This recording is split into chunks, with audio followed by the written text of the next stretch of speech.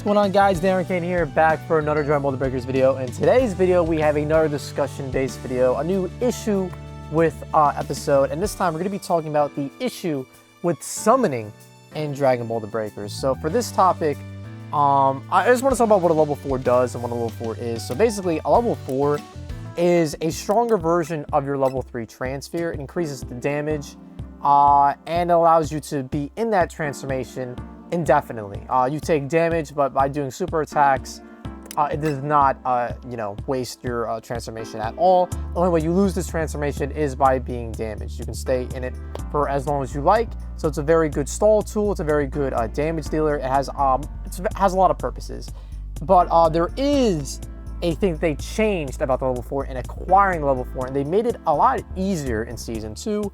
And I wanted to discuss whether you guys think this is a good thing or a bad thing. So without further ado, let's get to the topic of the issue with summoning in Dragon Ball The Breakers. Alright, so what's going on, guys? I have some gameplay here talking about the issue of the change that they made to level 4 summoning. Oh my god, Knight, yeah. So, alright, let me lower the volume here so I'm a little loud. So what they did differently is that previously, when raiders would destroy areas, so like if I'm summoning D here, the raider's going to destroy D. I wasn't able to take the balls with me in the past, but now in Season 2, you're able to. As you can see in this scenario, it really did nothing. Like it stalled me for like a millisecond, but depending on the map that you're on, you can continue to summon right away. And as you can see, there was legitimately nothing here. There was nothing that Cell could do here to interrupt me with the summon. Yeah, he stopped me from summoning for like a couple seconds, sure. He absolutely did stop me from summoning. But all I did was pop my floating device, jump right to this other pedestal right here, and summon as if nothing ever happened, right? I was still in my dragon change. I'm a level 1, and I wasn't even going to like lose it or come close to it. And by the time Cell finishes the animation of the area destruction, there was nothing he could do to stop me. Like as soon as the animation stopped playing, I was able to get the level 4. So the reason why I think this is an issue is because in the past, there was actually a focus on strategy and not just blindly summoning wherever you like. So I'm going to go ahead and showcase this video that I have here. 5 things Dragon Ball The Breakers doesn't tell you. I'm going to pull up the segment that I want to talk about, and then we'll continue our analysis. So for this, I'm actually just going to let Past Iron, who has really slicked hair for some reason, kind of do the talking for me, because he's basically going to say what I'm going to say anyway. So for number 3, so summoning Shenron is very, very important in this game. It's basically the difference between winning and losing sometimes. And obviously the wish that you want to go for is the level 4 summon. Now there is some tech that some raiders and survivors might not know about. And this is of course destroying the area where a summoning is taking place. So just to pause myself here, when the raider destroyed an area where you were summoning previously, Season 1 exclusively, the balls would disperse, like across the map. The balls would be in Area X and any other remaining areas available. Where now, when the raider destroys an area, as long as you hit the summoning button before the area is destroyed, you can take the balls with you and go to another pedestal and continue your summon. You could not do that in Season 1. In Season 1, if the raider destroyed the area where you were summoning, the balls were dispersed and you were forced to collect all of them again to initiate another summon. And if the raider leveled up again, they could cancel your summon again. So that's the reason why there's this tech that was in play here that Past Iron is going to talk about in a second. So for example, if I'm summoning Shenron in Area C just like this, the raider can destroy Area C and cancel the summon. So I have to escape. As you could see, as I was running away there, it only gave me the option to continue summoning, but it did not give me the option to take the balls with me. A way to counter this. So there's 5 areas on the map.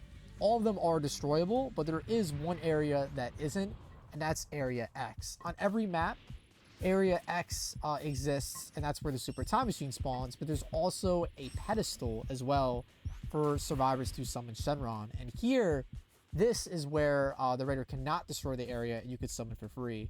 So I'll show this once we get all the Dragon Balls back in a sec. Alright, so we got all the Dragon Balls, and the Raider has his level 3, meaning that he can use... So I'm just going to lower myself a little bit here just to kind of talk over myself, literally. The reason why I'm summoning in Area X is because out of all the 5 areas that can be destroyed, Area X is one of the places that cannot be destroyed because that's where the Super Time Machine spawns.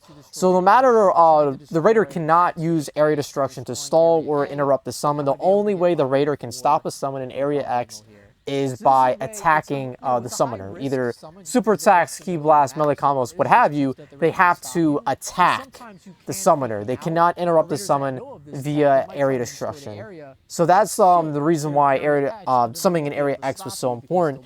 And I kind of like this strategy because now I feel like there is scenarios where survivors can just rush the balls, summon in an area far away from the Raider, and even if they have area destruction, they can just hop to another pedestal, and they can just continue their summoning as if nothing happened.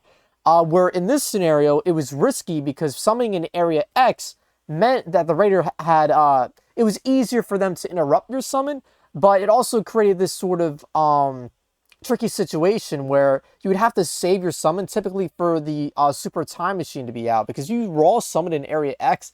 Typically, unless the Raider was on, like, the other side of the planet, the Raider would be able to catch up with you and interrupt you in Area X. But I just felt like this created an interesting dynamic between Raider and survivors, where survivors couldn't just summon in any area they pleased, unless, you know, of course, the Raider used their area destruction already. So that's why it was actually very important for Raiders to conserve their area destruction, because if they used it too early, then they wouldn't be able to stop the area destruction. So I have a video here where I actually did bait the Raider because he was going to use his area destruction to stop my summon, but he accidentally did not know that I was summoning in Area X, and then I was able to get my summon off for free. So I'm going to go ahead and find where the spot is. I'll be right back.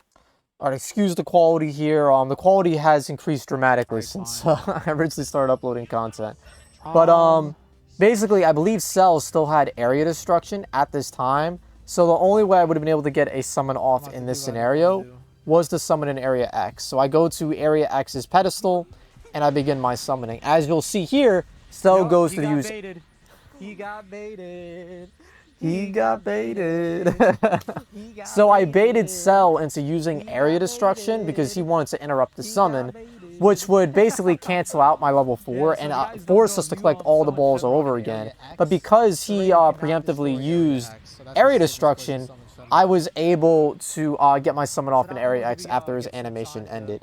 So as you can see, I feel like this made survivors play a little more strategic and forced them to be a little more smart about their summons. Because I don't know how you guys feel. Maybe it's not the case, but I feel like in a lot of my games, whether I'm playing as Raider or whether I'm playing as Survivor, I feel like there are times where, like, we just get all the 7 Dragon Balls very early, and there's not much that the Raider can do. And I feel like this you know, dynamic kind of created more interesting gameplay scenarios where survivors couldn't just summon as soon as I had the balls. They had to think about it. They had to be like, okay, did he use area destruction? Okay, where is the Raider? Is it safe to summon in Area X? Okay, should I just wait for the Super Time Machine to go up? That way the Raider has to juggle the summon pedestal and the Super Time Machine. You know what I mean? Like, now you can kind of just summon, and yeah, the Raider can negate it or cancel it for the time being by forcing you to go to another pedestal. But depending on where you are, where the map is, like with this other game that I'll pull back up, you can continue your summon almost immediately. Now, this is map specific. I'm not going to act like this isn't map specific. But I just feel like in this scenario, I feel like it perfectly encapsulates like the scenario that I'm talking about. Where, like, Cell, he had area destruction. I started summoning here, and typically this would at least give him some time to potentially stop me from summoning. But on this map in particular, the summoning pedestal is so close that I literally was able to complete the entire summon. Like literally as soon as the animation ended, I had Shenron, because you actually can't summon Shenron until the animation ends. But as soon as it ended, I got Shenron. So there's literally, he did not even have a frame available to try and snipe me and interrupt me from getting the summon off. So this is just, I feel like some people consider this a Survivor nerf. And this is technically a Survivor buff, but I really feel like this just creates a less interesting gameplay scenario. I don't know what you boys think, but I just wanted to bring this topic up and talk to you guys. Where do you think they should bring back the old way summonings were handled, where raiders were able to dispel the balls and you were forced to summon in Area X. So in the comments below, let me know if you're happy with the changes, or you think it should go back the way it was. Personally, I kind of prefer the old system, just because I feel like it was interesting, and although it was frustrating having to collect all the balls after they were dispersed, I feel like it did create an interesting gameplay dynamic between Survivor and Raider, where Survivors actually had to think and choose to summon in Area X, or hold on to the summon, or where Raiders would hold on to their area destructions. That way, you know, there was that risk that Survivors could lose level 4s instead of getting it so easily. But yeah, guys, what do you think? Do you think level 4s should be a little more challenging to get? Do you think it's already very challenging to get the level 4? Or do you think they should go back to the old system they had in place? I'm leaning more towards the old system in place, but keep in mind, you know, I play with my viewers a lot. I'm not doing randoms as much as I imagine some of you are. So let me know in the comments below, are you typically getting level 4 in random games? Are you not? Like, how's that happening? Let me know in the comments below. If you guys like the discussion, leave a like on the video and subscribe to Dragon Ball the Breakers. Subscribe to the Iron King for more Dragon Ball the Breakers showcases, funny moments, updates, and discussions like these. And I'll catch you guys in the next one. Peace out.